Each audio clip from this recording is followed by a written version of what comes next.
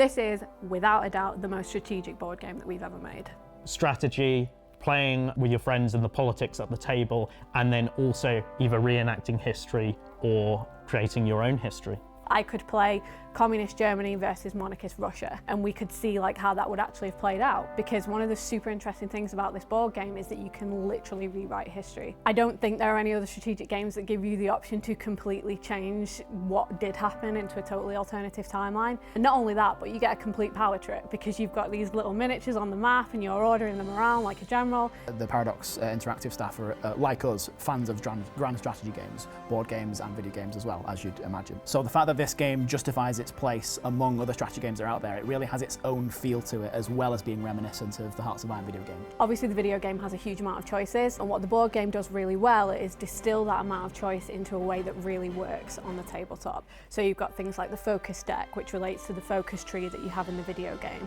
You've got a political board, which is where you're going to be managing your alliances and your wars with other nations. You've got resource management, which is really key, you know, building factories, generating units, and just making those choices is going to be a key part of how you play this game. It's not purely about war, although obviously war is a big part of it. It's also about how you are acting as a leader, because you're going to have a huge amount of choice, but like any leader, it's about deciding which choice is the right one. You can play this in a single session, so it's not a huge campaign game. You don't have to sign up to 25 sessions to play out this war. You can play a whole war in one evening.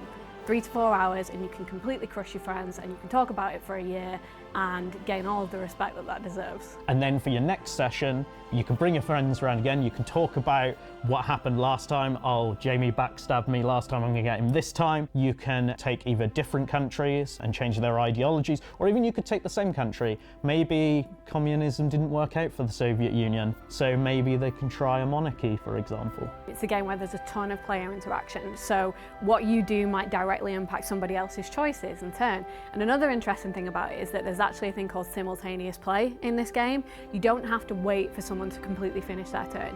If you're totally set on what you want to do, you can go ahead and start making moves.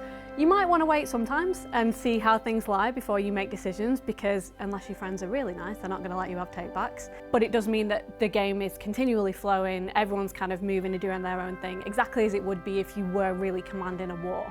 And there's a lot of simultaneous action happening. That's super interesting. This has been a fantastic game to work on. We're really excited to show it to you, and I hope you'll be joining us on the battlefield.